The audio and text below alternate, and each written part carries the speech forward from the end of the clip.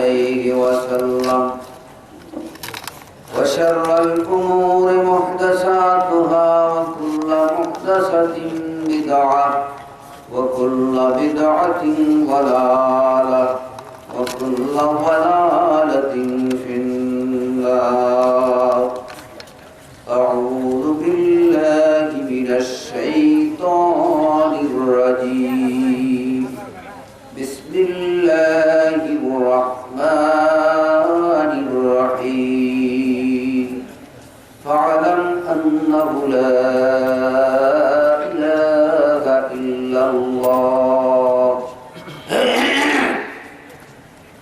حدثنا عبد الله بن عبد الرحمن قال أخبرنا نعيم بن حماد قال أخبرنا بقية بن الوليد عن زبير بن سعد عن خالد بن معدان عن المقدار بن معاذ قال قال رسول الله صلى الله عليه وسلم للشهيد عند الله 6 خصال يغفر له في أول دفعة ويرى مقعده من الجنة ويجار من عذاب القبر ويأمن من الفزع الأكبر ويوضع على رأسه تاج الوقار ليقوده منها خير من الدنيا وما فيها ويزوج 72 زوجة من حور عين ويشفع في 70 من عقابه. رواه الترمذي وقال الترمذي هذا حديث صحيح.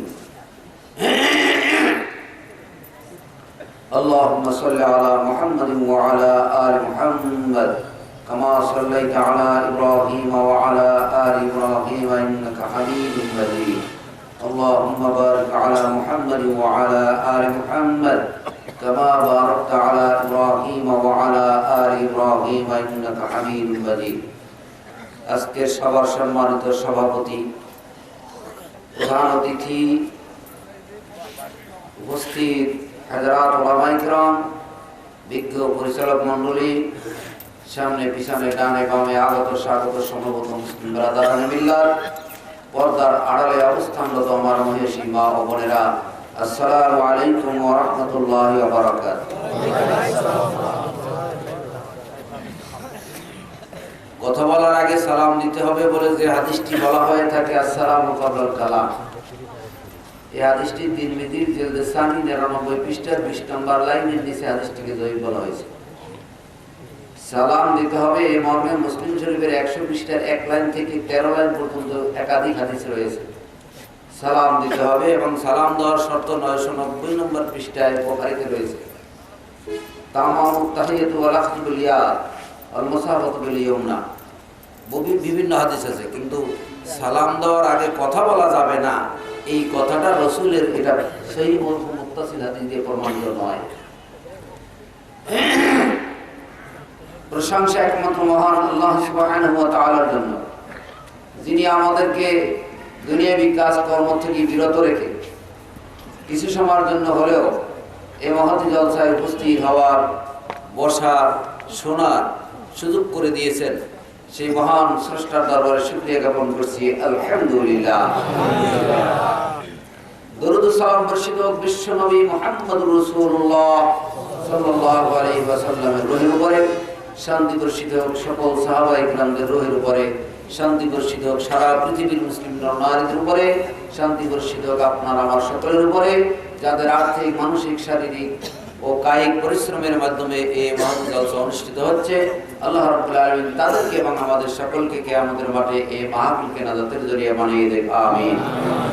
সম্মানিত উপস্থিতি, দীর্ঘক্ষণ ধরে বিভিন্ন বক্তাদের উপস্থিত বাণী আপনারা শ্রবণ করেছেন। বিশেষ করে আলমগীর ভাই মাশাআল্লাহ যথেষ্ট কোরআনের আয়াত দিয়ে আপনাদেরকে বোঝানোর চেষ্টা করেছেন। আল্লাহ তাকে হায়াতে তৈয়বা দান করুন, আমিন। আরো যারা আছেন, যারা বক্তব্য দিয়েছেন, প্রত্যেককে আল্লাহ হায়াতে তৈয়বা দান করুন, আমিন। পরিশেষে আমার বক্তব্য শ্রবণ করার উদ্দেশ্যে আপনার আবেগমান। সম্মানিত উপস্থিতি, বাংলাদেশে পৃথিবীর বুকে সবচেয়ে বেশি বক্তব্য হয়, ওয়াজ নসিহত হয়, কথাটা কি সত্য না মিথ্যা? পৃথিবীর বুকে সবচেয়ে বেশি ওয়াজ মাহফিল যদি কোনো দেশে হয় সেই দেশটার নাম বাংলাদেশ। পৃথিবীর বুকে বেশি মসজিদ যদি কোনো দেশে থাকে সেই দেশটার নাম বাংলাদেশ। পৃথিবীর মধ্যে সবচেয়ে বেশি টুপি, দাড়ি, জুব্বা, পাগড়ি, পীর, আউলিয়া, গাউস, কুতুব যদি বেশি থাকে যেই দেশে সেই দেশটার নাম কি বাংলাদেশ। পৃথিবীর বুকে সবচেয়ে বেশি সন্ত্রাসী এবং বেশি মিথ্যা কথা যদি বলা হয়ে থাকে সেই দেশটার নাম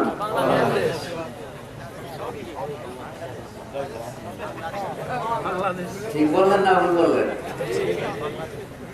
তাহলে ওদিক থেকে যত এগিয়ে আসি বিরোধী পথ থেকেও তদ্রুপ আমরা এগিয়ে আছি, কথা ঠিক না? আমরা পিছিয়ে নেই। মিথ্যার দিক থেকে শুধু আপনি নন, মিথ্যার দিক থেকে শুধু আপনি নন, আমার মতো মৌলবী আমিও তার মধ্যে হতে পারি। স্টেজে এসে কোরআন হাদিসের নামেও অনেকে মিথ্যা কথা বলে।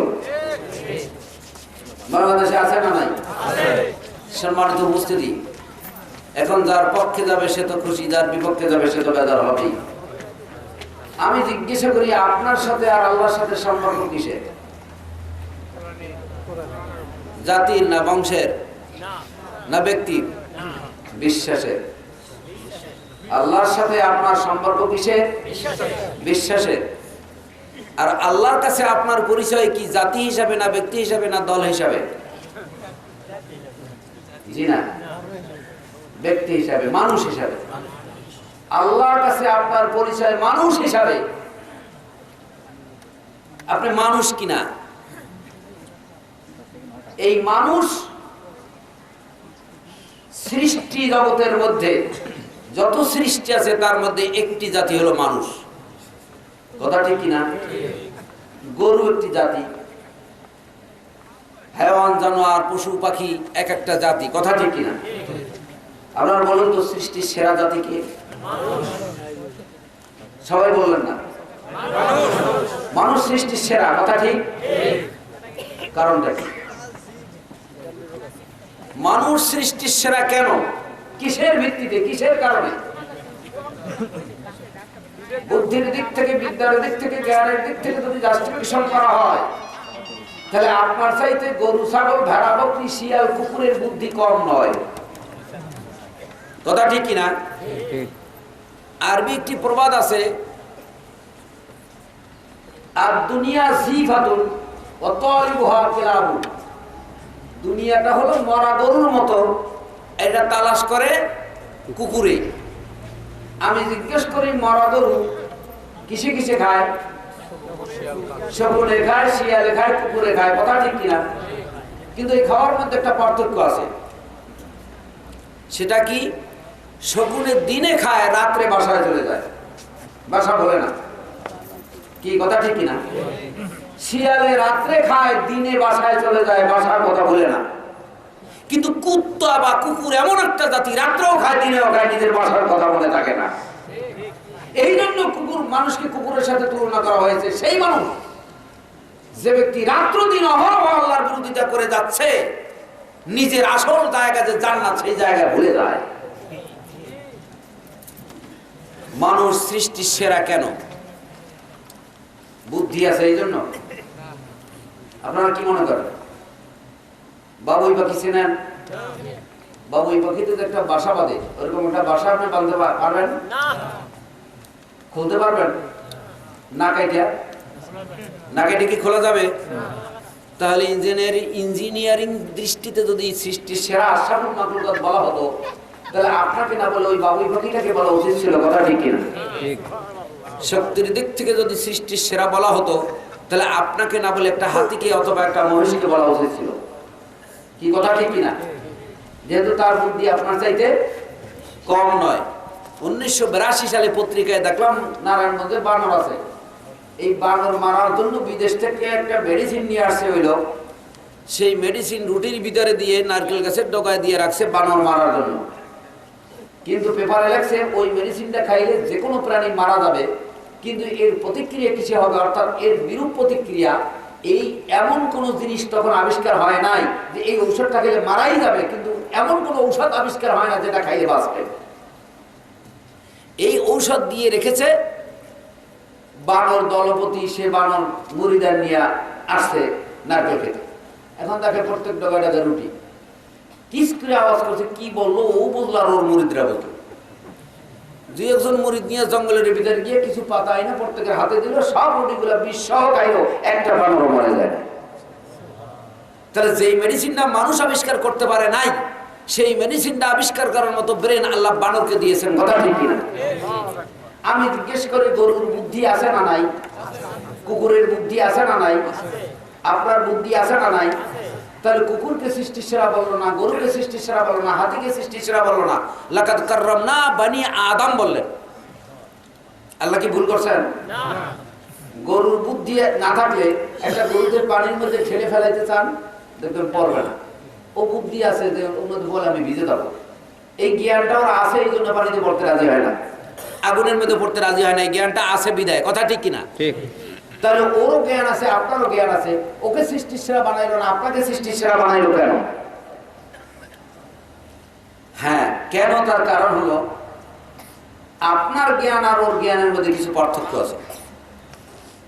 ওকে জ্ঞান দিয়েছে ঠিকই, কিন্তু ওই জ্ঞান দিয়ে সত্য মিথ্যা, ভালো মন্দ, হক বাতিল, সহি জয়ী এইটা বোঝার মতো জ্ঞান ওকে দেওয়া হয় না। এটা শুধুমাত্র মানুষকে দিয়েছে।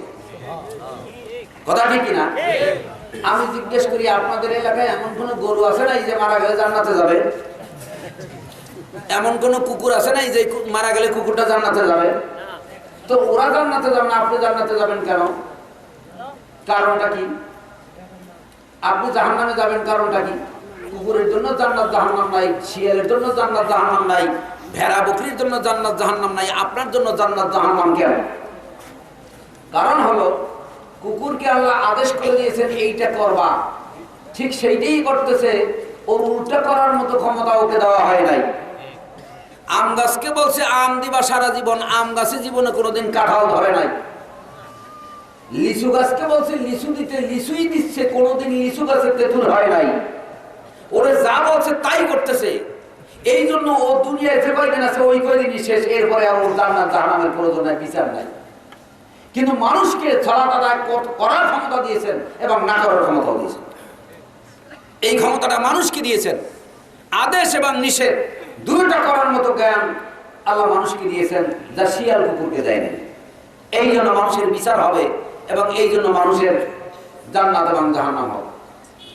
জান্নাত জাহান্নাম এবং হাসরের ময়দান, এটা কার প্রয়োজন হবে? কার প্রয়োজনে? আল্লাহর প্রয়োজনে না আপনার আমার প্রয়োজনে? আপনার আমার প্রয়োজনে জান্নাত জাহান্নাম, আপনার আমার প্রয়োজনে হাসরের ময়দান হওয়া উচিত। বিবেকও বলবে। কেন? আপনারা জানেন জাপানে হিরোশিমা নাগাসাকি বোম মেরেছিল।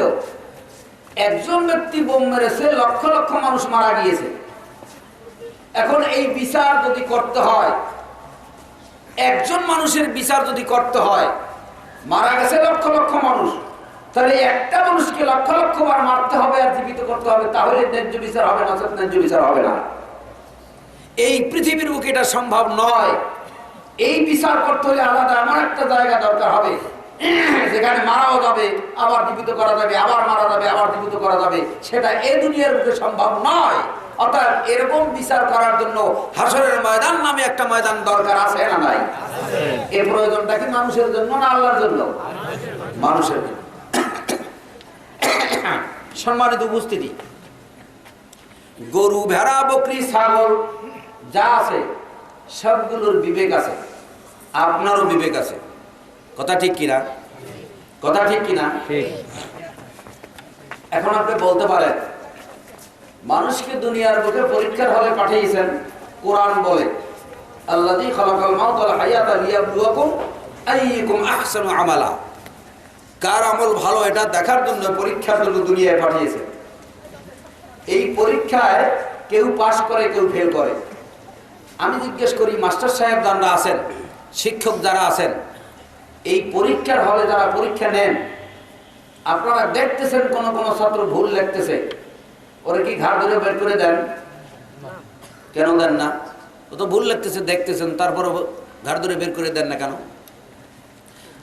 এই কথাটি এজন্য বললাম, যারা ভুল আমল করে, যারা আল্লাহকে মানতে গিয়ে শ্রীকৃষ্ণকে মানে, যারা আল্লাহকে মানতে গিয়ে অবৈধভাবে পথ অবলম্বন করছে, তাদেরকে আল্লাহ ঘাড় ধরে পুঁতে রাখে।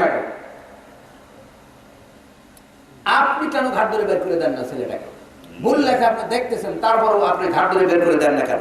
যেহেতু ওটা পরীক্ষার নিয়ম, ওরে লিখতে সময় দিতে হবে। ও ভুল লেখুক অথবা ঠিক লেখুক, কি কথা ঠিক কিনা? ওটা যেমন নিয়ম, নিয়মের জন্য আপনি ঘাট ধরে বের করে দেন না। আল্লাহর এই পৃথিবী পরিচালনার নিয়ম, একটা মানুষ যদি ভুল মতো আল্লাহকে মানে তবু তার ঘাট ধরে মাটির মধ্যে টিপে ধরবেন, এটা আল্লাহর নিয়ম নয়। সম্মানিত উপস্থিতি, এই পৃথিবীর বুকে আল্লাহ রাব্বুল আলামিন আপনাকে আমাকে প্রেরণ করেছেন, কথা ঠিক কিনা? এই প্রেরণ করার পরে আল্লাহ রাব্বুল আলামিন কাউকে বুদ্ধি বিবেক কম দিয়েছেন, কাউকে বেশি দিয়েছেন। আমরা এখানে যে যে দলেরই থাকি না কেন, সকলে একটা জিনিস চাই, বলুন তো সেটা কি? সকলে শান্তি চাই। আওয়ামী লীগ, বিএনপি, জাতীয় পার্টি, জামাত, আর যা কোনা, হালাদি, সানাফি, শাফি, মালিকি, হাম্বলি, খাগড়াপুরি, দুর্গাপুরি, ডালিপুরি, এনায়তপুরি, আলুপুরি, রংপুরি, জামালপুরি, যত আছে শান্তি চাই না এমন একজন আছেন? শান্তি সবাই চাই, কথা ঠিক, কিন্তু শান্তিতে কি আছি আমরা? সত্য কথা বলেন, আছি নাই কেন? কেউ দোষ দি সরকারের, কেউ দোষ দি বিরোধী দলের, কেউ দোষ দি বেনামাজিদের, কেউ দোষ দি মাযহাবীদের, কেউ দোষ দি অমুক তমুকের, দোষ দিয়ে থাকি, নিজের দোষটা কেউ ঘাড়ে নিতে রাখি না। কথা ঠিক কিনা? সম্মানিত উপস্থিতি, শান্তি আপনিও চান, আমিও চাই, কিন্তু শান্তি আসে না কেন? এই শান্তির জন্য বাধা কে? সরকার, না বিরোধী দল, না বেনামাজি লোক, না ঈমানহীন লোক, না আপনি আমি? প্রত্যেকে। শান্তির জন্য বাধা কে? শান্তির জন্য বাধা আপনি আমি প্রত্যেকেই। আপনিও শান্তি পথের বাধা, আমিও শান্তির পথের বাধা। কেমনে হলো? শান্তি দেওয়ার মালিক কে? আল্লাহ। মানুষ সৃষ্টি করছেন কে? আল্লাহ। আল্লাহ। শান্তি দেওয়ার মালিক তিনি। তিনি শান্তি দেবেন দুইটি শর্তে। কয়টি শর্তে? এদিকে তাকান, কয়টি শর্তে? আল্লাহ শান্তি দেবেন দুইটি শর্তে। সেই দুইটি শর্ত হলো সূরা নাহল ৯৭ নম্বর আয়াত। আল্লাহ রাব্বুল আলামিন বলেন, মান। মান শব্দ কাকে বলে আলেমরা জানেন? মান জমিউল উলুমের জন্য ব্যবহৃত হয়। মান আমিলা সালিহান মিন যাকারিন আও উনসা ওয়া হুয়া মুমিন। কোন ব্যক্তি নারী হোক অথবা পুরুষ হোক, ঈমান আনার পরে যদি আমলে সালেহ করে, তাহলে আল্লাহ পাক বলেন ফালা নুহইয়ান্নাহু হায়াতান তাইয়্যিবাতান, তাহলে অবশ্যই আমি তাকে শান্তির জীবন দান করব। সুবহানাল্লাহ। এবার বলুন, কথাটি কার? আল্লাহর। আল্লাহর কথা মিথ্যা আছে? না। তারপর শান্তি পাই না কেন? লাম দিয়ে বলছে অবশ্যই শান্তি দান করব। শর্ত কয়টা? দুইটা। শর্ত কয়টা? দুইটা। দুইটা। এগুলো এক। শান্তি দেওয়ার আরেকটি আয়াত বলছেন সূরা নূর ৫৫ নম্বর আয়াত। ওয়া'দাল্লাহুল্লাযীনা আমানু মিনকুম ওয়া আমিলুস সালিহাতি লা ইস্তাখলিফান্নাহুম ফিল আরদ। আল্লাহ মুমিনদের সাথে ওয়াদা করেছেন, যদি তোমরা দুইটি কাজ করতে পারো তাহলে রাষ্ট্রীয় ক্ষমতা তোমাদের হাতে দেব। কে বলছেন কথাটি? আল্লাহ। খেলাফত, রাজত্ব তোমাদের হাতে দেব, প্রশাসনিক পাওয়ার তোমাকে দেব। কোন ডিসিএসপি তোমার হাতে করা লাগাইতে পারবে না, তুমি লাগাবো করা, এই পাওয়ার আমি তোমাকে দেব। কিন্তু শর্ত কয়টি? দুইটি। কয়টা শর্ত? কয়টি? দুইটি। অদা পাইলেন কয়টি? দুইটি। অদা কয়টি? একটা হলো শান্তি দিবেন জীবনে, আর একটা হলো কি? রাষ্ট্রীয় ক্ষমতা দিবেন। কে বলছেন? কোরআন বলছে না গীতা মহাভারত বলছে? কোরআন। ৩ নম্বর সূরা বাকারা ৮২ নম্বর আয়াত। ইন্নাল্লাযীনা আমানু ওয়া আমিলুস সালিহাত লাহুম জান্নাতুন তাজরি মিন তাহতিল আনহার খালিদিনা ফিহা আবাদা। ৩ নম্বর আরেকটি জিনিস দেব তোমাদেরকে, দুইটি কাজ করলে। কয়টি কাজ? দুইটি কাজ। দুইটি কাজ করলে ৩ নম্বরে আরেকটি জিনিস দেব, সেটা হলো চিরদিন তোমাকে জান্নাত। আয়াত বললাম কয়টা? ওয়াদা করছেন কয়টা? শর্ত দিয়েছেন কয়টা? দুইটা শর্ত পূরণ করলে ৩টা ওয়াদা আল্লাহ পূরণ করবেন। আপনি দুইটি শর্ত যদি পালন করেন, পূরণ করেন, আল্লাহ ৩টি শর্ত পূরণ করবেন। কথাটি কার? ওয়াদাটি কার? আল্লাহ। ৩টি ওয়াদা হলো পারিবারিক শান্তি, সামাজিক শান্তি দিবেন, রাষ্ট্রীয় ক্ষমতা দিবেন, জান্নাত চিরদিনের জন্য দিবেন। এই ৩টি ওয়াদা। আর কাজ হলো দুইটি। কয়টি? দুইটি। ঈমান এবং আমলে সালেহ। শুনুন, এই পৃথিবীর বুকে ঈমান এবং আমলে সালেহ নিয়ে যত গন্ডগোল, এই পৃথিবীর বুকে ঈমান এবং আমল নিয়ে আল্লাহ রাব্বুল আলামিন কোরআন শরীফের মধ্যে কোথাও আমল করার কথা বলেন না। রাগ করবেন না, ফাল মারবেন না, দৌড় মারবেন না। আমার কথা শেষ পর্যন্ত শুনবেন, তারপরে রাগ করবেন, এর আগে নয়। কোরআন হাদিসে যেখানে আমলের কথা বলা হয়েছে ওখানে আমলুস সালেহাত বলা হয়েছে। শুনুন, পার্থক্য এখানে। হাদিস এবং অন্যদের মধ্যে পার্থক্য এখানে। অন্য যারা আছে তারা ইসলাম মানে, আল্লাহকে মানে, রাসূলের তরিকায় চলে, কিন্তু তারা আমল করে, আমলে সালেহ করে না। আর হাদিসরা আমল করে না, আমলে সালেহ করে। পার্থক্য এখানে। শুনুন, নবীকে দ্বীন প্রচারের জন্য পাঠান নাই। বলে আবার কোন কথা বললেন? উল্টাপাল্টা কথা। আমি আমার বাপের কথা বলতে আসি নাই, আমি আমার স্রষ্টার কথা বলতে আসছি। সূরা সাফ আয়াত নম্বর 10 খুলে দেখুন। হুয়াল্লাযী আরসালা রাসূলাহু বিল হুদা ওয়া দীনিল হক।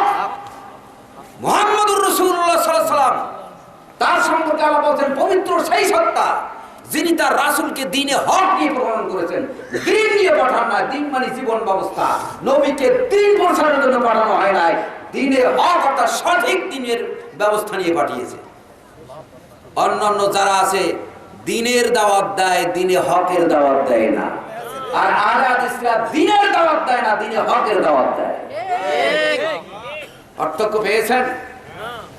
এই পার্থক্য বুঝতে হলে আপনার দুইটি শর্তের উপরে চলতে হবে। কয়টি শর্ত? এই দুইটি শর্তের জন্য আল্লাহ রাব্বুল আলামিন যেই বাক্যটি সর্বপ্রথম পেশ করেছেন, সেই বাক্য দুইটি কি জানেন? সেই বাক্য দুইটির নাম হলো, একটি হলো লা ইলাহা, আর একটি হলো ইল্লাল্লাহ। কয়টা বাক্য হলো? লা ইলাহা আগে না ইল্লাল্লাহ আগে? লা ইলাহা ঈমানের বাক্য না কুফরি বাক্য? কুফরি বাক্য। লা ইলাহা কুফরি বাক্য, ইল্লাল্লাহ ঈমানের বাক্য। লা মানে নাই, এটা অস্বীকার করা। নাই, কাউকে ইলা মানি না, কাউকে মানি না। ইলা কেউ নাই, ইল্লাল্লাহ একমাত্র আল্লাহ ছাড়া। কয়টা বাক্য হলো? বাক্য দিলেন দুইটি। ঈমানের বাক্য হলো দুইটি, আল্লাহ শর্ত করলেন কয়টি? দুইটি। এই লা ইলাহা হলো ঈমানের বাক্য, আর ইল্লাল্লাহ হলো আমলে সালের বাক্য। শুনছেন এ কথা কোনোদিন? শোনেন নাই। এই লা ইলাহা ইল্লাল্লাহর অর্থ যেই দেশের মুসলমানরা এখন পর্যন্ত জানে না, সেই দেশের মুসলমানরা টুপি মাথায় দিয়ে, দাড়ি রেখে, জুব্বা গায়ে দিয়ে বেহেশতে যাবে। বেহেশতে শ্বশুর বাড়ির পালন খাট না যে যাই শুয়ে করে সবজি গলা চাওয়া শুরু করবে। শোনো, লা ইলাহা আগে না ইল্লাল্লাহ আগে? না আগে না হা আগে? না আগে না হা আগে? না, না আগে তারপরে হা। আমি জিজ্ঞেস করি, এখানে একটা গ্লাস থাকলে দেখানো যেত। একটা গ্লাসে যদি পানি রাখেন, এদিকে তাকান, এই একটা কাপ আমার হাতে, এটা কি? এই কাপটার ভিতরে পানি রাখেন অথবা মধু রাখেন অথবা অন্য যে কোনো জিনিস রাখেন, আগে কাপটা পরিষ্কার করবেন না আগে মালটা রাখবেন? বুঝতে পারছেন? আগে পরিষ্কার করতে হবে, তারপরে রাখতে হবে। কথা ঠিক? এই জন্য পরিষ্কার করার বাক্য হলো লা ইলাহা, আর রাখার জিনিস হলো ইল্লাল্লাহ। টুপি ইল্লাল্লাহর অর্থ, দাড়ি ইল্লাল্লাহর অর্থ, জুব্বা ইল্লাল্লাহর অর্থ, নামাজ রোজা হজ যাকাত শরীয়তে যা বৈধ করো বলতে, শরীয়তি বিধান মধ্যে যা আছে সব ইল্লাল্লাহর মধ্যে, আর করা যাবে না বলতে যা আছে সব লা ইলাহার মধ্যে। এই দুইটি বাক্য যেই ব্যক্তি এখনো বোঝে নাই, সেই ব্যক্তি রোজা নামাজ করা আর হরিচরণের সেজদা দেওয়া কোনো পার্থক্য নাই। হে মুসলিম জাতি শোনো, লা ইলাহা দিয়ে আগে সাফ করতে হবে নাই কোনো ইলাহ। আমি জিজ্ঞেস করি আমরা কি ধর্ম নিয়ে যারা নাকি আলোচনা করি, ধর্ম নিয়ে যারা চলাফেরা করি, ধর্মের দাবিদার যারা, তারা কি সবাই একমতে আছি? আবার বলুন, একমতে আছি? নাই। যুক্তি বলে, বিবেক বলে, জ্ঞান বলে, কি বলে, একটু জাস্টিফিকেশন করে দেখুন তো। আল্লাহর ধর্ম কি শ্রীকৃষ্ণের ধর্ম? আল্লাহর ধর্ম কি মুসলমানদের ধর্ম? আল্লাহর ধর্ম কি ইহুদি ধর্ম? আল্লাহর ধর্ম কি খ্রিস্টান ধর্ম? আল্লাহর ধর্ম কি নাসারা ধর্ম? আল্লাহর ধর্ম কোনটা? একটু বিবেক মিলিয়ে বিবেচনা করুন, পেয়ে যাবেন। এত কিছু রিসার্চ করলেন, গবেষণা করলেন, ধর্ম সম্পর্কে গবেষণা করলেন না। আমি জিজ্ঞেস করি, আকাশে চাঁদ আছে না নাই? চাঁদ দিয়েছেন কে? আল্লাহ। চাঁদের মধ্যে কি কোনো বৈষম্য আছে? বৈষম্য বলতে আমি এটা বুঝাইতে চাচ্ছি, এইরকম নাকি যে পীর সাহেবের বাড়িতে চাঁদের আলো একটু বেশি আর হরিচরণ হরিকৃষ্ণের বাড়িতে চাঁদের আলো একটু কম যায়, এরকম নাকি? কেন কেন সমান? কোনো বৈষম্য নাই, কথা ঠিক? আপেল দিছে কে? আপেল কি এইরকম নাকি যে ইমাম সাহেব খাইলে মিষ্টি লাগে আর রামকৃষ্ণ খাইলে টক লাগে? এরকম তো যেই খাইবে এর মধ্যে কোনো বৈষম্য নাই, কথা ঠিক কিনা? এইভাবে যত কিছু আল্লাহ প্রদত্ত জিনিস, ঐশ্বরিক দান যা আছে এর মধ্যে কোনো বৈষম্য নাই, কথা ঠিক কিনা?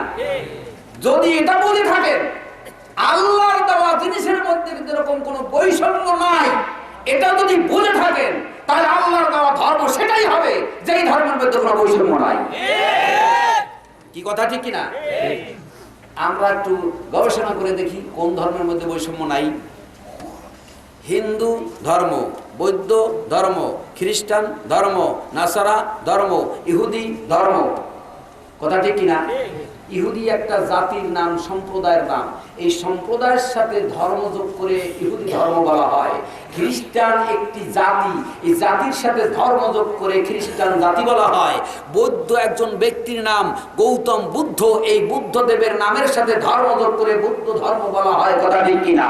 মহাবীর জৈন একজন ব্যক্তির নামের সাথে ধর্ম যোগ করে জৈন ধর্ম বলা হয়। কিন্তু ইসলাম ধর্ম, ইসলাম কি কোনো ব্যক্তির নাম, কোন জাতির নাম, কোন গোষ্ঠীর নাম? তাহলে অন্যান্য ধর্ম কোন জাতি বা ব্যক্তির সাথে সম্পৃক্ত, কিন্তু ইসলাম ধর্ম একটা শব্দের সাথে সম্পৃক্ত, কথা ঠিক কিনা? আর যে সেই শব্দটার নামই হলো শান্তি। সেই শব্দটার নাম কি? হিন্দু, বৌদ্ধ, খ্রিস্টান, নাসারা, মাজুসি, ইহুদি সবগুলি চায় কি? তাহলে যুক্তির দিক থেকে, বুদ্ধির দিক থেকে, বিদ্যার দিক থেকে, জ্ঞানের দিক থেকে যদি জাস্টিফিকেশন করা হয়, যেই ধর্মের অর্থই হলো শান্তি আর সকলে চায় শান্তি, যুক্তি, বুদ্ধি, বিদ্যা সকলেই বলবে সেই ধর্মই সকলের জন্য মানা উচিত, কথা ঠিক কিনা? এক। দ্বিতীয় যুক্তি হলো অন্যান্য ধর্মের মধ্যে বৈষম্য আছে, ইসলাম ধর্মের মধ্যে বৈষম্য নাই। কি আছে? হিন্দু ধর্মের মধ্যে 4 মাযহাব আছে। কি বলে? 4টি দল আছে, ব্রাহ্মণ, বৈশ্য, ক্ষত্র, শূদ্র। এই 4 দলের মধ্যে ব্রাহ্মণ তিনি শুধু বেদ পাঠ করবেন, মন্ত্রাদি পাঠ করবেন। বৈশ্য, ক্ষত্র, শূদ্র তারা ধরতেও পারবে না, ছুঁইতেও পারবে না, পড়তেও পারবে না। তার কারণটা কি জানেন?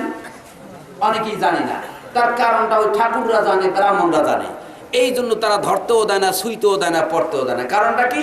শ্রীকৃষ্ণ বলেছেন, কুঙ্কিলং বিশালাং অহলিল্লাং মহাম্মদাং সর্বভূতেষু শান্তির গুণ শম্ভুবাণী অহানন্ত যুগ অশ্বইল্লালি মৃত্যু বরুণ রাতম মদ্দানি দিব্বাণী হবায়াং বিলাং কবরাং মহাম্মদাং রকম বরশইল্লাল্লাতু ইল্লাল্লাং হতারমেন্দ্র মহাসুরেন্দ্র আল্লাং দষ্টাং সৃষ্টাং পরমঙ্গলং আল্লাহ লা ইলাহা ইল্লাল্লাহ ফজুকিদান মুহাম্মদ।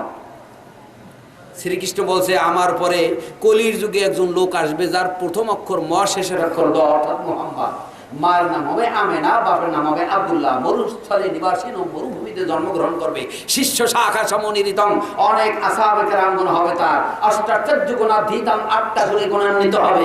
এই কথা শ্রীকৃষ্ণ বলে গেছে। তোমরা যদি তার ধর্ম পাও তাহলে তোমরা তার ধর্ম অনুসরণ করিও, তাহলে তোমরা স্বর্গে যাইতে পারবে। এই কথা যদি যাই না ভাড়ায় সাধারণ হিন্দু ভাইরা, তাহলে ব্রাহ্মণদের আর ব্রাহ্মণগিরি থাকবে না, সব মুসলমান হয়ে যাইবে। এই জন্য কেউ ধরতেও পারবে না, ছুঁইতেও পারবে না। আমাদের মুসলমানদের মধ্যে এরকম আমরা কিছু লোক আছি, মানুষের বাড়িতে বাড়িতে মিলাদ করি, আর কোরআন হাদিস যদি মায়ের ভাষায় জানতে চায় বলে কি ও সহজে বুঝবো না, অবস্থলে 22 প্রকারের জ্ঞান লাগবে। তাহলে বলুন, ওই ব্রাহ্মণ আর ওই ঠাকুর আর আমার মতো ওই মৌলবী, এর মধ্যে কোনো পার্থক্য থাকলো? পার্থক্য থাকলো না। হে মুসলিম জাতি, তাদের মধ্যে বৈষম্য হলো, ব্রাহ্মণের মা বাপ মারা গেলে 11 দিন শোক পালন করতে হয়, আর বৈশ্য, ক্ষত্র, শূদ্র গোত্রের মা বাপ মারা গেলে 31 দিন শোক পালন করতে হয়। এই বৈষম্য হিন্দু ধর্মের মধ্যে আছে, মুসলমান ধর্মের মধ্যে নাই। নবীর পিতামাতা মারা গেলে যে বিধিবিধান পালন করতে হয়, আপনার পিতামাতা মারা গেল সেই একই বিধিবিধান, কোনো পার্থক্য নাই। কথা সত্য না মিথ্যা? তাহলে বৈষম্যহীন ধর্ম কি হিন্দু ধর্ম না ইসলাম ধর্ম? শুনুন, 4590 নম্বর হাদিস বুখারী, বলা হয়েছে, যদি কোনো ব্যক্তির স্বামী মারা যায়, তাহলে 4 মাস 10 দিন শোক পালন করার পরে তার ইচ্ছা মতো রুচিসম্মত স্বামী গ্রহণ করতে পারবে, এ অধিকার ইসলাম দিয়েছে।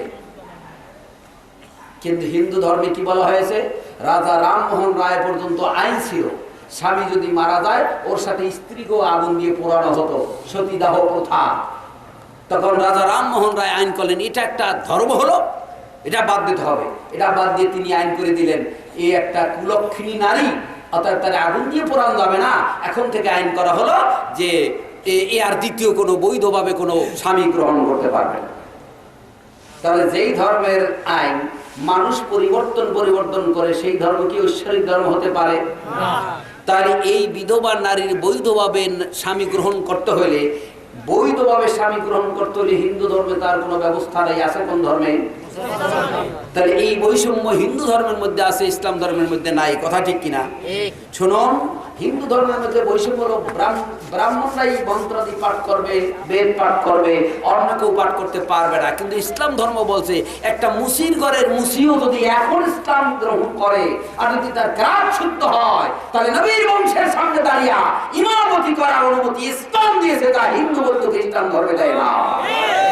তাহলে যুক্তির দিক থেকে, বুদ্ধির দিক থেকে, বিদ্যার দিক থেকে, জ্ঞানের দিক থেকে যদি জাস্টিফিকেশন করা হয়, তাহলে বৈষম্যহীন, চাঁদের মধ্যে যেমন বৈষম্য নাই, সূর্যের মধ্যে যেমন বৈষম্য নাই, আপেলের মধ্যে বৈষম্য নাই, ডানকিলের মধ্যে বৈষম্য নাই, জ্বরের ট্যাবলেট এইরকম না যে ইমাম সাহেব খাইলে আধা ঘন্টার মধ্যে জ্বর সেরে যাবে আর হরিচরণ খাইলে 3 ঘন্টা পরে সারবে, এরকম নয়। ঐশ্বরিক যা কিছু আছে সব কিছু সমান ক্রিয়া করে, কোনো বৈষম্য নাই, বৈষম্যহীন। যুক্তি এবং বুদ্ধি বিবেক দিয়ে বিবেচনা করলে দেখা যায় ইসলাম ধর্ম বৈষম্যহীন, অন্য ধর্মের মধ্যে বৈষম্য আছে। এই কথা ঠিক কিনা? কিন্তু বৈষম্য এখন বর্তমানে কেন? আমরা ইসলাম ধর্মের প্রথম যে মন্ত্র বা প্রথম যে বাক্যটি লা ইলাহা ইল্লাল্লাহ, এইটা আমরা এখনো বুঝি নাই। ইল্লাল্লাহ বুঝেছি, লা ইলাহা বুঝি নাই। আবার বলছি শুনুন, এদেশের মুসলমানেরা ইল্লাল্লাহ যতটা বুঝেছে লা ইলাহা ততটা বুঝে নাই। ইল্লাল্লাহ তো তুমি মাথায় দিতে হবে, ইল্লাল্লাহ তো দাড়ি রাখতে হবে, ইল্লাল্লাহ তো ওয়াজ করতে হবে, শুনতে হবে, শুনাইতে হবে। যত হা বাসক আছে ইসলামী শরীয়তে, এটা যতটা বুঝেছে না বাসকটা ততটা বুঝে নাই। বেনামাজি ঘরে রাখা যাবে না, বেনামাজির পাক খাওয়া যাবে না, বেনামাজির সাথে সম্পর্ক রাখা যাবে না, সুদ ঘুষ খাওয়া যাবে না, সুদ ঘুষ দিয়ে খায় তার বাড়িতে আত্মীয়তা করা যাবে না। এই না বাসক যা আছে, হা বাসক যতটা আপনার মধ্যে পাওয়া যায়, না বাসক তার অর্ধেকও পাওয়া যায় না। তার মানে আপনাকে ইল্লাল্লাহ বুঝানো হয়েছে, লা ইলাহা বুঝানো হয় নাই। যেই জাতি প্রথম নম্বরের বাক্যটাই ভুল এখন পর্যন্ত প্রথম বাক্যটাই বুঝতে পারে নাই, সেই জাতি ওয়াজ করলে বাকি, হানফি হইলে বাকি, আর শাফি হইলে বাকি, আর হানাফি হইলে বাকি। আমি জিজ্ঞেস করি, লা ইলাহা বুঝেছেন? লা ইলাহা কি আমরা বুঝেছি? বুঝেন নাই। কে কে বুঝেন না আমি দেখাই দিচ্ছি। লা ইলাহার অর্থ হলো চুরি করব, ডাকাতি করব, সন্ত্রাসী করব, মিথ্যা বলবো, তারপরে অন্যের হক নষ্ট করব না। এই না সূচক যত আছে সব লা ইলাহার দ্বারা কতল করতে হবে, বাদ দিতে হবে। তাহলে আপনার এই অন্তরটা সাফ হবে। এরপরে ইল্লাল্লাহ গ্রহণ করতে পারতাম। শরীয়তে এটা করো, এটা করো, এটা করো, এটা করো, আগে গ্লাস সাফ, তারপরে গ্লাসে পানি রাখবেন। সাফ না করে আপনি টুপি মাথায় দিয়েছেন, সাফ না করে আপনি দাড়ি রাখছেন, সাফ না করে আপনি জুব্বা পড়ছেন, সাফ না করে আপনি হাজি হয়েছেন। এই জন্য হাজি সাহেবের ছেলে বেনামাজি, ওই বেনামাজি ছেলের টাকা দিয়া হাজি সাহেব হজ করতে যায়, ওই বেনামাজি ছেলের কামাই হাজি সাহেব খায়, হাজি সাহেব কিছু বলে না। তার কারণ সে ইল্লাল্লাহ বুঝেছে, লা ইলাহা বুঝে নাই। সম্মানিত উপস্থিতি, লা ইলাহা বুঝি নাই যে আমরা, তার প্রমাণ দিব প্রমাণ। লা ইলাহা বুঝি নাই আমরা। কেমনে বুঝি নাই? সুদ খাওয়া হালাল না হারাম? আহাল্লাল্লাহুল বাইআ ওয়া হারামার রিবা, সূরা বাকারা 275 নম্বর আয়াত। আল্লাহ বলছেন তোমাদের জন্য সুদকে হারাম করা হলো আর ব্যবসাকে হালাল হলো। আইনটা কার? আল্লাহ। তবুও আমরা সুদের সাথে জড়িত আছি না নাই? আছি। সুদ ভিত্তিক ব্যাংকে টাকা রাখেন না রাখেন না? এতে এই এলাকার হাজির সাহেবরা মনে হয় রাখে রাখে রাখে লা ইলাহা একটা অর্থ সুদ খাওয়া যাবে না, সুদ খোরের সাথে সম্পর্ক রাখা যাবে না, সুদ ভিত্তিক ব্যাংকে অ্যাকাউন্ট করা যাবে না, এটা বাদ দিতে হবে। এটা হলো লা ইলাহার অর্থ। কয়জন আছেন হাত দেখান? যদি হাত দেখাইতে বলি পাস করবেন না ফেল করবেন? তাহলে বুঝতে হবে লা ইলাহা বুঝেন নাই। টুপি তো আছে, দাড়ি তো আছে, জুব্বাও তো আছে, নামাজও তো পড়েন, কিন্তু লা ইলাহা খবর নাই। কি কথা ঠিক না? নামাজ না পড়লে মানুষ মায়ের সাথে জেনা করলো এই কথা বলা হয় নাই। রোজা না রাখলে সে মায়ের সাথে জেনা করলো এ কথা বলা হয় নাই। হজ না করলে সে মায়ের সাথে জেনা করলো এ কথা বলা হয় নাই। তারগীব তারহিব 308 পৃষ্ঠার 10 নম্বর লাইন, হাদিস সহিহ। এখানে আবি হুরায়রা রাদিয়াল্লাহু তাআলা থেকে বর্ণিত, আর রিবা সালাসুন ওয়া সাবুনা বাবান আইসারুহা আইয়ান কাহার রাজুলু উম্মাহু। বিশ্বনবী বলেছেন সুদের 73টারও বেশি পাপ, তার মধ্যে সবথেকে ছোট পাপ হলো সে যেন তার মায়ের সাথে জেনা করে।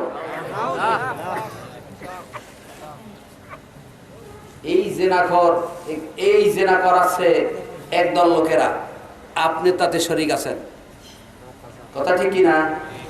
তাহলে যেই ব্যক্তি এখনো সুদ ভিত্তিক ব্যাংকে লেনদেন করতেছেন, ওনার লা ইলাহা ঠিক হয় নাই। কথা ঠিক কিনা? কথা ঠিক কিনা? তাহলে যেই ব্যক্তি লা ইলাহা এখনো বোঝে না, ইল্লাল্লাহ তো পরের কথা, যেই ব্যক্তি লা ইলাহা এখনো বোঝে নাই, সেই ব্যক্তি যদি সূরা ফাতিহা নিয়ে বুকে হাত বাঁধা, নাভির নিচে হাত বাঁধা নিয়ে ঝগড়া বাঁধে, ওর সাথে বিয়াক্কেল, ওর সাথে নির্বোধার আছে, যার ইমানই ঠিক নেই। শুনুন, এখানে নেগেটিভ আর পজিটিভ দুইটা তার একত্রিত হয়ে সিস্টেম মোতাবেক একত্রিত হওয়ার কারণে বাতি জ্বলছে। ঠিক শুধু নেগেটিভ দিয়ে সারা জীবন টিপলেও বাতি জ্বলবে না, আর শুধু পজিটিভ দিয়ে সারা জীবন বাতি টিপলেও বাতি জ্বলবে না। নেগেটিভ পজিটিভ দুইটা যেমন দরকার, ঠিক লা ইলাহার সাথে ইল্লাল্লাহ তেমন দরকার। লা ইলাহা আছে ইল্লাল্লাহ নাই, ইল্লাল্লাহ আছে লা ইলাহা নাই, জীবন ভর সিজদা দিলেও কাজ হবে না। সম্মানিত উপস্থিতি, তাহলে কোরআন শরীফের আয়াত কয়টি?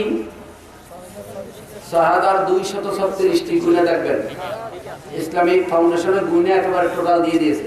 যদি বিশ্বাস না হয় প্রত্যেকটা সূরায় কয়টা আয়াত এটা টোটাল দেওয়া আছে, আপনি নিজে প্রত্যেকটা সূরার সংখ্যাটা এক জায়গায় করে দেখেন, আমরা দেখে বলতেছি।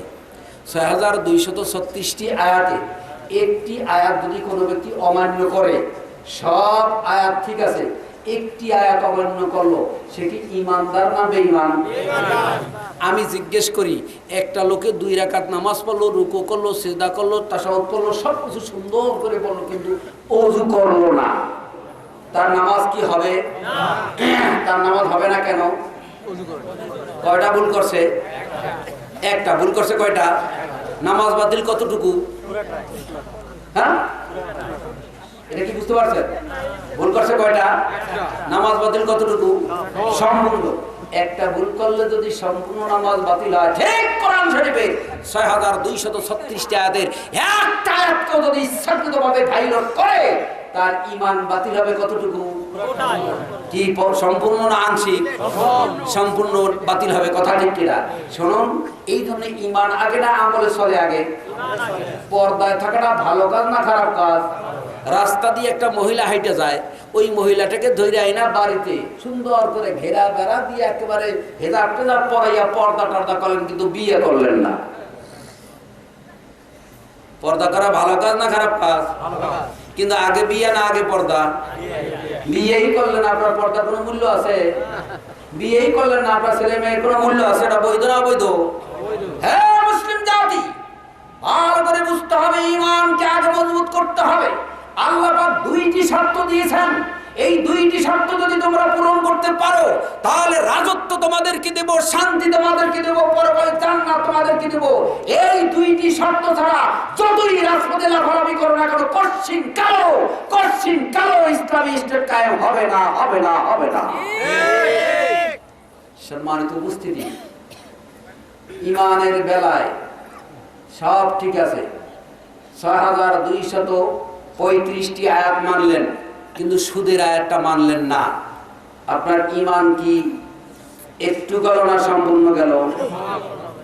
আমি জিজ্ঞেস করি একটা কাপড়ে যদি নাপাক লাগে তাহলে এই কাপড়টা পবিত্র করতে হইলে কি দিয়ে ধুইতে হবে? পানিটা পবিত্র হইতে হবে না নাপাক হইলে হবে? কিন্তু পানিটা পবিত্র না রাখা নাপাক কাপড়টা যদি আপনি প্রস্রাবের মধ্যে দিয়ে ধৌত করেন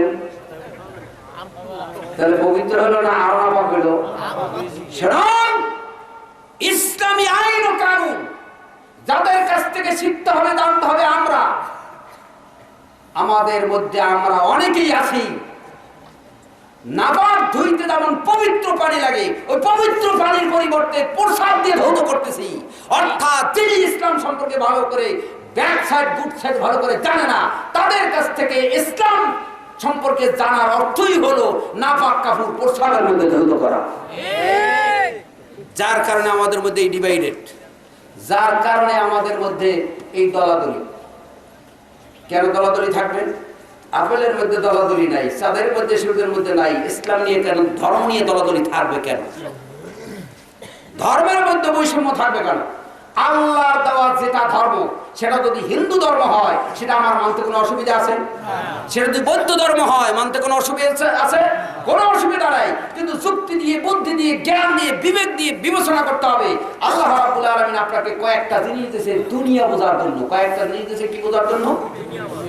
চোখ দিয়েছে দেখার জন্য, কান দিয়েছে শোনার জন্য, মুখ দিয়েছে স্বাদ গ্রহণের জন্য, নাক দিয়েছে গ্রাম নেওয়ার জন্য, বিবেক দিয়েছে বিবেচনা করার জন্য, চামড়া দিয়েছে অনুভূতি গ্রহণের জন্য। ছয়টা। কয়টা? শুনুন, মাইকটা আবিষ্কার করতে কোরআনের প্রয়োজন নাই, বিবেক দিয়ে আবিষ্কার করছে। ট্রেন বিবেক দিয়ে আবিষ্কার করছে। মোবাইল বিবেক, আল্লাহর দেওয়া বিবেক দিয়ে, বিবেক খাটাইয়া মোবাইল তৈরি করছে, কম্পিউটার তৈরি করছে। কথা ঠিক কিনা? তাহলে কোরআন কেন দরকার?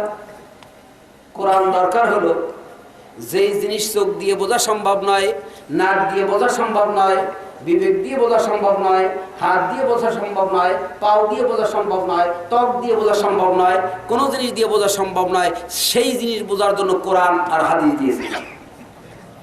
যেমন আপনার ভিতরে একটা রুহু আছে না নাই? রুহুটা কিরকম? চোখ দিয়ে বলতে পারবেন, কান দিয়ে বলতে পারবেন, নাক দিয়া, মুখ দিয়া, হাত দিয়া, কোন জিনিস দিয়া বোঝার কায়দা নাই। ওটা বুঝতে হলে কোরআন লাগবে। আপনার বাপ দাদা যদি মরে যেয়ে থাকে তাদের রুহু কি অবস্থায় আছে তা কি আপনি জানেন? ওটা বুঝতে হলে কোরআন লাগবে। পরকাল বুঝতে হলে কোরআন লাগবে। আল্লাহকে চিনতে হলে কোরআন লাগবে, নবীকে চিনতে হলে কোরআন লাগবে, জান্নাত চিনতে হলে কোরআন লাগবে, জাহান্নাম চিনতে হলে কোরআন লাগবে। কথা ঠিক কিনা? এই বুঝতে গিয়ে এমন লোকদের কাছে বুঝতে হবে, এমন লোকদের কাছে বুঝতে হবে যে ব্যক্তি স্বচ্ছ, back side good side, back side good side, পক্ষে কি বিপক্ষে কি উভয় পক্ষের সমাধান যিনি দিতে পারেন তার কাছ থেকে জানতে বলছেন। দলিল সূরা নাহল 43 এবং 44 নম্বর আয়াত, ফাসআলু আহলা যিকরি ইন কুনতুম লা তা'লামুনা বিল বাইয়িনাতি ওয়াজ জুবুর। অজানা জিনিসকে তোমরা জেনে নাও, অজানা জিনিসকে জেনে নাও, অজানা জিনিসকে জেনে নাও। আহলে জিকিরদের কাছ থেকে, আহলে ইলমদের কাছ থেকে বলা হয় নাই। শুনুন, জিকির শব্দের দুইটি অর্থ, জিকির শব্দের দুইটি অর্থ, জিকির শব্দের দুইটি অর্থ। এদেশের মানুষেরা বলে জিকিরের অর্থ হলো সুবহানাল্লাহ, সুবহানাল্লাহ, আলহামদুলিল্লাহ, আলহামদুলিল্লাহ, আল্লাহু আকবার, আল্লাহু আকবার। এইটারে এদেশী লোকেরা জিকির বলে। কথা ঠিক কিনা? কি কথা ঠিক বলছি না মিথ্যা? শুনুন, কোরআন বলছে না, এগুলো জিকির নয়। কোরআন বলছে সূরা কলম 52 নম্বর আয়াত, ওমা হুয়া ইল্লা যিকরুল লিল আলামিন। আল্লাহ পাক বলেন কোরআনের কথা, এই কোরআন সারা বিশ্ববাসীর জন্য জিকির অর্থাৎ উপদেশ। তাহলে কোরআনকে জিকির বলছেন কে? আল্লাহ। সূরা তাহা 14 নম্বর আয়াত বলছে আকিমিস সালাতা লিযিকরি, আমার স্মরণের জন্য সালাত কায়েম করো। সালাতকে জিকির বলছে কোরআন, আর কোরআনকে জিকির বলছে কোরআন। কথা ঠিক কিনা? অথচ এদেশের মানুষের সুবহানাল্লাহ, সুবহানাল্লাহ, আলহামদুলিল্লাহ এইগুলোর জিকির বানাইছে। কথা ঠিক কিনা? শুনুন, পৃথিবীর কোন হাদিস এবং কোরআনের মধ্যে সুবহানাল্লাহ কি জিকির বলা হয় নাই, ওটাকে তাসবিহ বলা হয়েছে। আলহামদুলিল্লাহকে তাহমিদ বলা হয়েছে, আল্লাহু আকবারকে তাকবীর বলা হয়েছে, লা ইলাহা ইল্লাল্লাহকে তাহলিল বলা হয়েছে। কথা ঠিক কিনা? ঠিক। এই ভুল ব্যাখ্যা যারা দেয় তাদের কাছ থেকে মাসলা গ্রহণ করা যেই, আর নাপাক কাপড় প্রসাবের মধ্যে ধৌত করাও সেই। এই অবস্থা আমাদের। লা ইলাহা বুঝি নাই, একটা আয়াত বলছি, পাস করছি না ফেল করছি? পাস করছি না ফেল করছি? ও মুসলিম জাতি, এভাবে যদি ঈমানকে বোঝানো হতো তাহলে এই দুর্দশা আমাদের হতো না। আকারনা ফি বুয়ুতিকুন্না ওয়ালা তাবাররাজনা তাবাররুজাল জাহিলিয়াতিল উলা। আমি কি কোরআন বললাম না কিতাব পড়ছি? কোরআন। কোন সূরা? সূরা আহজাব। কোন সূরা? আহজাব। আয়াত নাম্বার 33। আয়াত নাম্বার কত? 33। আল্লাহ বলছেন নারীদেরকে ঘরে অবস্থান করতে, জাহেলি যুগের মতো বেপরদিগি হয়ে বাহিরে বের হইতে নিষেধ করছেন। কে বলছেন? আল্লাহ। কে বলছেন? আল্লাহ। বাহিরে বের হওয়া যাবে না, একান্ত প্রয়োজন ছাড়া বাহিরে বের হওয়া যাবে না। আইনটা কার? আল্লাহ। এটা লা ইলাহার আরেকটা অর্থ। পর্দার বাহির হওয়া যাবে না, মিথ্যা বলা যাবে, খাওয়া যাবে না, না এর মধ্যে এটাও একটা না। কথা ঠিক কিনা? আপনি চেয়ারম্যান সাহেব, মেম্বার সাহেব, আপনি সুবি সাহেব, পীর সাহেব, হাজি সাহেব, গাজী সাহেব, আপনার মেয়ে স্কুলে পড়ে অথবা মাদ্রাসায় পড়ে, রাগ করবেন না। রাগ করলে নিজের ভুল নিজে সংশোধন হতে পারবেন না। ভুল সংশোধনের জন্য যদি কেউ কথা বলে ওটা গালি নয়, ওটা গালি নয়, বরং ওটা উপকারের জন্য বলছে। আপনি আপনি আপনি আপনি প্রত্যেককে বলছি। একজনে কি হাত জায়গায় বলতে পারবেন যে আমার মেয়ে বয়স্কা মেয়ে, মাদ্রাসায় যায় অথবা স্কুলে যায়, 1 মাসের মধ্যে আমার মেয়ে কোনো যুবক ছেলেদের দিকে তাকায় নাই, অথবা আমার যুবক ছেলে মাদ্রাসায় যায় অথবা স্কুলে যায়, এই 2 মাসের মধ্যে কোনো মেয়েদের দিকে তাকায় না? কয়জন আছেন হাত জায়গায়? পাস করলেন না ফেল করলেন? লা ইলাহা, লা ইলাহা 2 নাম্বার অর্থে কি পাস করলেন না ফেল করলেন? আর দোষ দেই খালি সরকারের দোষ দেই, অমুকের দোষ দেই, তমুকের দোষ দেই, রাজনৈতিক দলের, নিজের দোষ বলতে ধরতে রাজি না। শুনুন, আইনটি দিয়েছেন আল্লাহ। কয়েকটি জিনিসের উপরে বিশ্বাস রাখতে হবে। লাইসাল বিররা আন তুওয়াল্লু উজুহাকুম কিবালাল মাশরিকি ওয়াল মাগরিবি ওয়ালাকিন, সূরা বাকারা 177 নম্বর আয়াত। শুধু কিবলার দিকে ফিরে সিজদা দিলে, পূর্ব পশ্চিম দিকে ফিরে সিজদা দিলে এটাই আল্লাহর দাসত্ব, আল্লাহর গোলামি না। ওয়ালাকিনাল বিররা মান আমানা বিল্লাহ, বরং তাকওয়া, আল্লাহ ভীরু আর আল্লাহর ইবাদত, আল্লাহর দাসত্ব 1 নাম্বার হলো আল্লাহর উপর ঈমান আনতে হবে। কার উপর? কার উপর ঈমান আনতে হবে? আল্লাহ। আল্লাহর উপর ঈমান আনতে হবে আগে কুফরি বাক্য দিয়া, লা ইলাহা দিয়া। কেউ আমার ইলাহ নয়, একমাত্র আল্লাহ। কেউ ইলাহ নয়, একমাত্র কে? আল্লাহ। তাহলে নাবাসক বাক্য আগে, হাবাসক পরে। কথা ঠিক কিনা? কেউ ইলাহ নয়। মানুষ মানুষের কাছে টেলিফোন করে মোবাইল দিয়ে। কয়টা সংখ্যা? 11টা। কয়টা সংখ্যা? 11টা। একটা সংখ্যা যদি ভুল হয় রিসিভ করবে?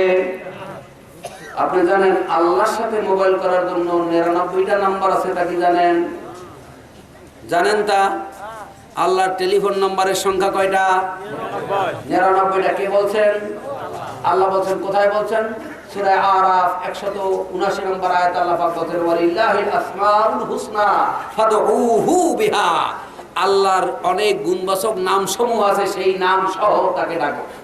ওই গুণবাচক নাম হলো কয়টা? 99টা। হে মুসলিম জাতি, 11টি নম্বরের একটা সংখ্যা যদি বাদ যায় তাহলে রিসিভ করে না। কিন্তু আমার আল্লাহর 99টা নামের 99টা সংখ্যার যে কোনো একটা সংখ্যা নিয়ে যে কোনো মুহূর্তে ডাক দেওয়ার সাথে সাথে তিনি রিসিভ করবেন। পারছেন করতে? কে তারা বললো যে দোয়া করা নাকি নিষেধ করিয়া।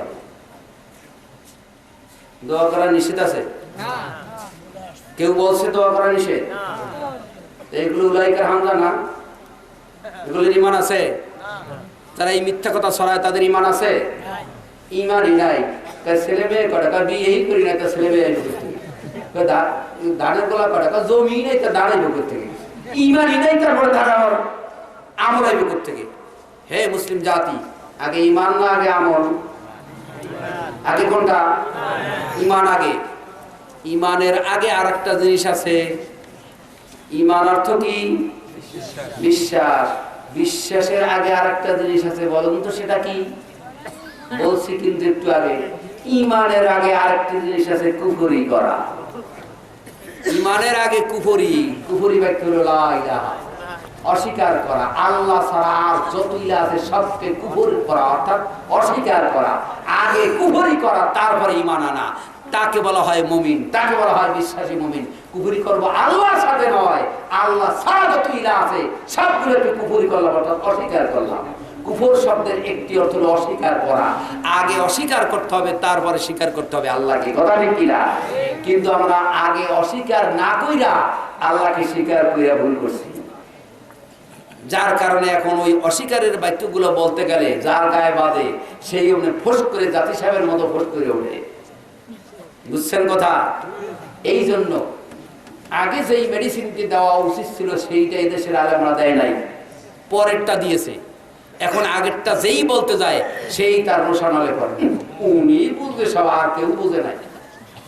হ্যাঁ মুসলিম জাতি, দোয়া করার শর্ত দিয়েছেন আল্লাহ তিনটি। কয়টি? তিনটি শর্ত দোয়া করার জন্য। শর্ত তিনটি শর্ত, আন্দাজে কথা বলি না। তিনটি শর্ত। কয়টি? দোয়া কবুল হয় না কেন?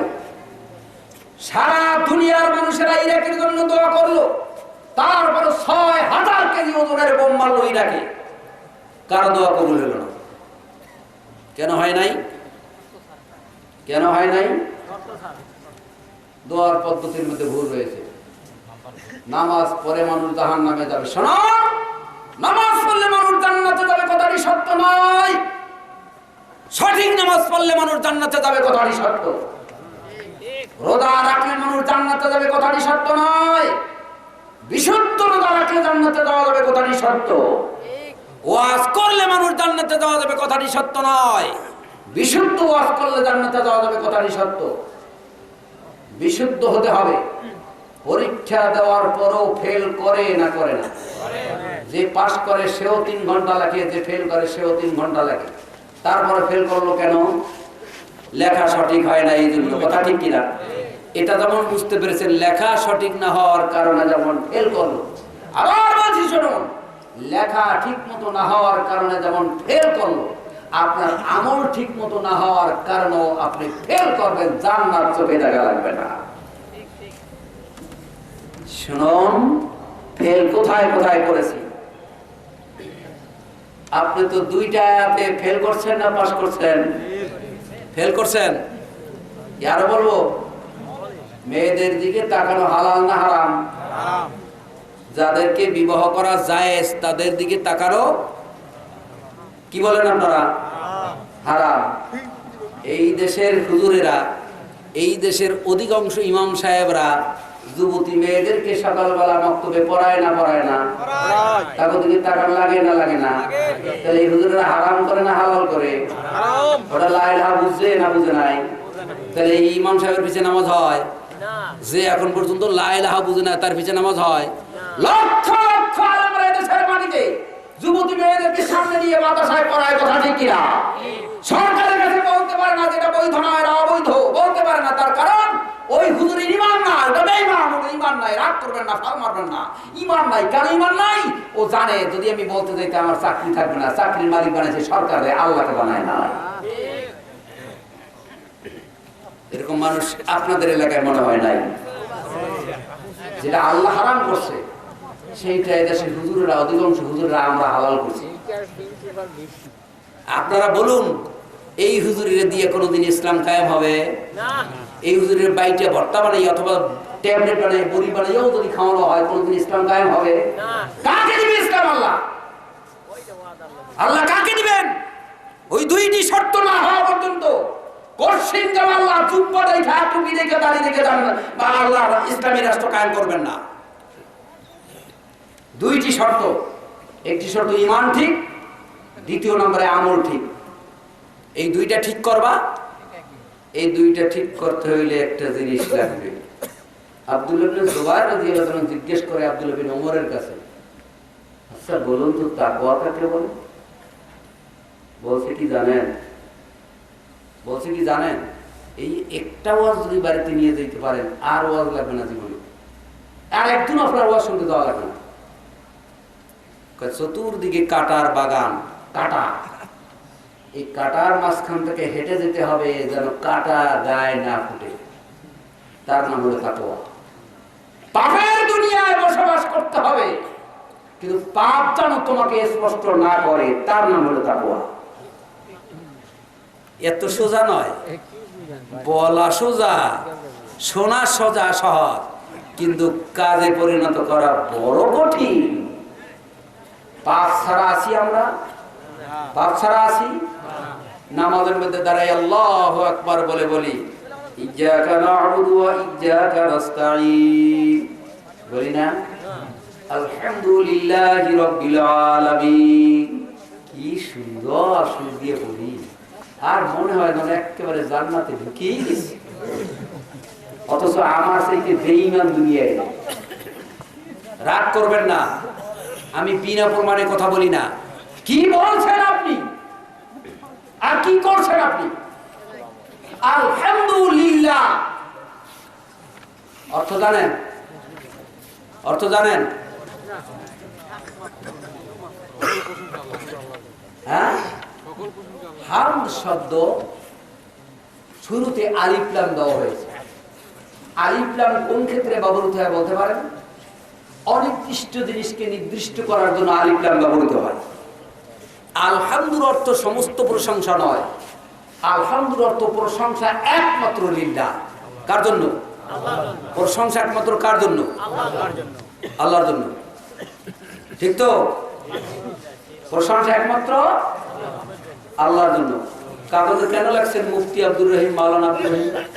এই প্রশংসাটা কার জন্য করলেন? আমার নবীর কি মুফতি বলা হয়েছে? আমার নবীর মাওলানা বলা হয়েছে? অমুক নেতার চরিত্র ফুলের মতো অপবিত্র, না কি কয় না? ফুলের মতো পবিত্র, নামাজ পড়ে না এক ওয়াক্ত, এরকম আছে না নাই? আছে। নামাজের মধ্যে বললেন কি, আপনি করলেনটা কি? আমটা খাই বলেন ও আমটা যা স্বাদ হয়েছে, আমের প্রশংসা হলো না? কি হলো কিনা? মাছটা খেয়ে ও মাছটা দারুণ স্বাদ, মিষ্টি রেখে বলেন মিষ্টিটা যা স্বাদ হয়েছে, এটা প্রশংসা হলো কিনা? তারপর নামাজে বললেন কি, করলেন? আপনি এই দাড়ি আর রবীন্দ্রনাথ ঠাকুরের দাড়ির মধ্যে কোনো পার্থক্য আছে? আপনার ওই দাড়ি আর ছাগলের দাড়ির মধ্যে কোনো পার্থক্য আছে? বরং আপনি কোরআন হাদিস বুঝে আপনি শিরকটা করলেন, যেটা ছাগলে করে না, রবীন্দ্রনাথ ঠাকুর করে না। প্রশংসা একমাত্র কার জন্য করবেন? আল্লাহর জন্য। আমার জন্য নয়, গাছের জন্য নয়, ব্যক্তির জন্য নয়, কোন ব্যক্তির জন্য, এমপি মিনিস্টার কারোর জন্য প্রশংসা হবে না। প্রশংসা যদি হয় একমাত্র কার জন্য হবে? আল্লাহর জন্য। অথচ প্রশংসা শুধু ফুল দিয়ে, এই দিয়ে, সেই দিয়ে একেবারে মাথায় উঠেই ফেলাই আমরা মানুষকে। কথা ঠিক কিনা? ঠিক। প্রশংসা কার হবে? আল্লাহ। পারছেন করতে? নামাজের মধ্যে দৈনিক অন্তত 40 বার বলি আল্লাহ প্রশংসা একমাত্র তোমারই, আর কারো নয়। অথচ আমাদের বাহিরে গাছের প্রসঙ্গা, মাছের প্রসঙ্গা, হুজুরের প্রসঙ্গা, হুজুরে আজ যা ওয়াজ করছে, হুজুরের 14 গোষ্ঠীর ওয়াজ করার ক্ষমতা আছে যদি আল্লাহ তৌফিক না দেয়? তার প্রশংসা কার হবে? আল্লাহ। এই জন্য আল্লাহ সর্বপ্রথম শব্দটা, এই জন্য সর্বপ্রথম এই শব্দটা দিয়েছেন আলহামদুলিল্লাহ। বলবেন আলহামদুলিল্লাহ লোকটা ভালো, আলহামদুলিল্লাহ লোকটা ভালো ওয়াজ করছে, আলহামদুলিল্লাহ আমটা স্বাদ। অর্থাৎ আপনি মনে মনে এই চিন্তা করবেন প্রশংসা আমের নয়, এই আমের মধ্যে যিনি স্বাদ দিয়েছেন প্রশংসা সেই আল্লাহ। প্রশংসা আব্দুর রহিমের নয়, আব্দুর রহিমের মধ্যে যিনি গুণ দিয়েছেন প্রশংসা সেই আল্লাহ। প্রশংসা টিউবওয়েলের না, শব্দে পানি ওঠে না, প্রশংসা সেই আল্লাহ যেই আল্লাহ টিউবওয়েলের ভিতরে পানি দিয়েছেন। কথা ঠিক কিনা? এই শিরক আপনার আমার মধ্যে আছে না নাই? 3 নম্বরে ফেল করলেন না পাস করলেন? ফেল করলেন না পাস করলেন? এরপরে